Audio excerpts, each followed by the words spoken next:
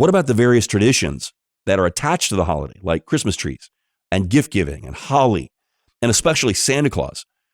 Because it's these specific traditions where a lot of Christians get hung up because they're worried that somehow participating in them might be participating in pagan practices. So let's just look at these for a minute.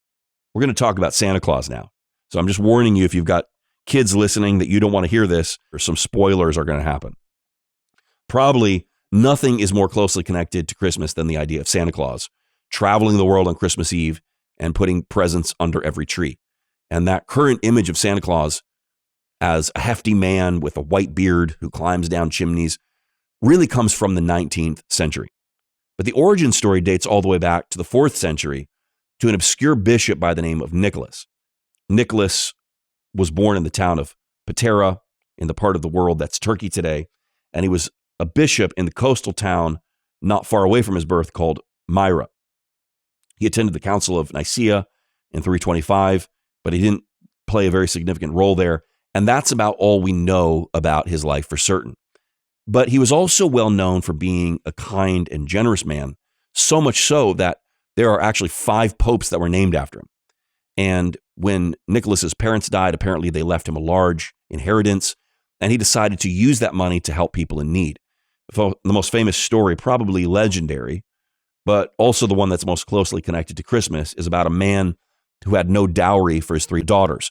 Now, dowry, in case you're not familiar, it's a gift, or it's property, or it's money that's brought by a bride to the groom, to the husband, as part of the marriage arrangement. Now, in those days, most women could not get married without a dowry.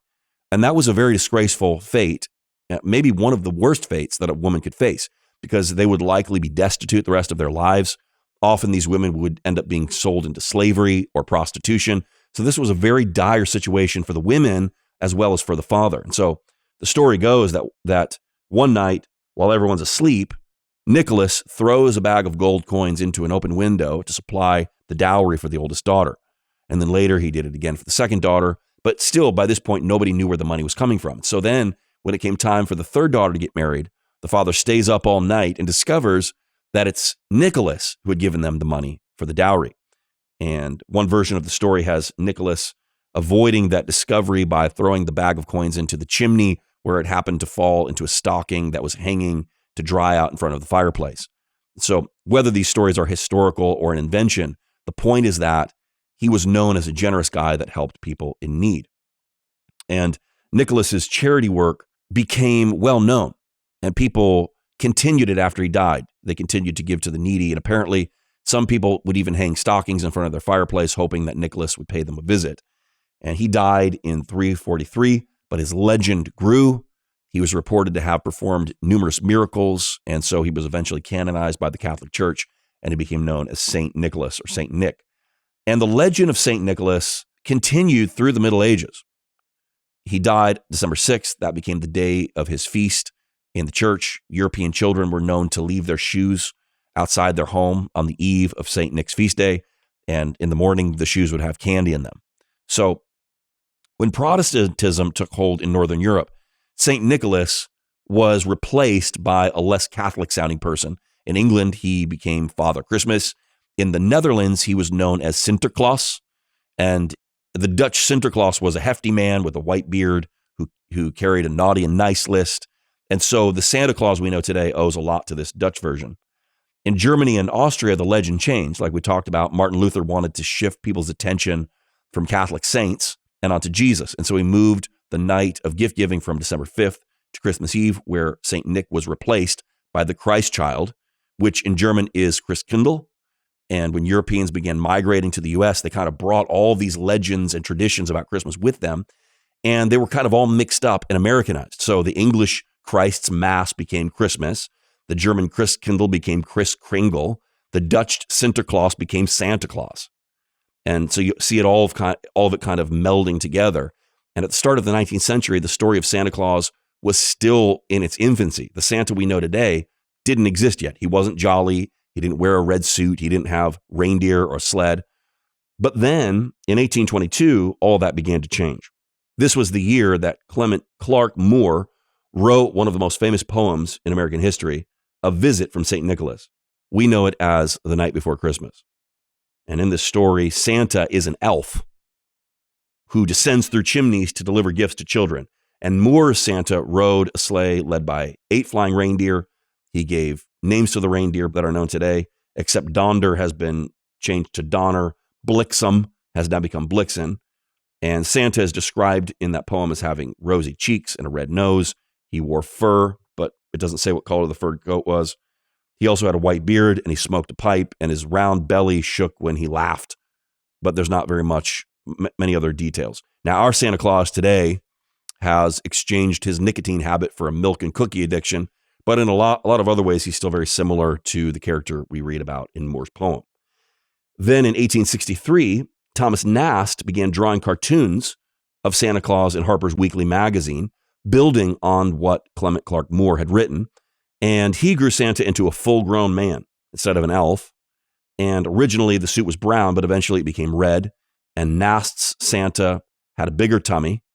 And Nast depicted Santa as living in the North Pole with a naughty and nice list and so on. But even Nast's cartoons weren't quite enough to produce the Santa that we know today. For that, we owe a debt to the Coca-Cola bottling company.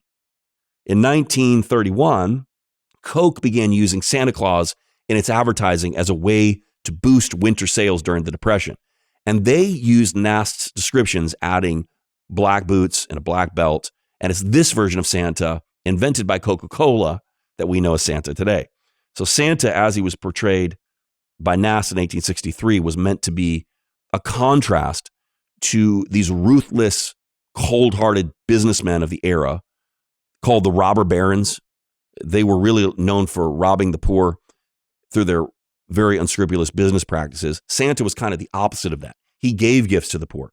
He was the ultimate good guy. And so you have to realize that the idea was to try to influence society positively through this positive role model. And these things may or may not be connected, but it's interesting that by the end of the 1800s, philanthropy had become a very popular hobby among the very wealthy in America. Now, some people have tried to identify Santa Claus with an evil figure, in some cases even identifying him as Krampus, who is a legendary goat-like figure that was invented in the 12th century to do the dirty work of St. Nicholas.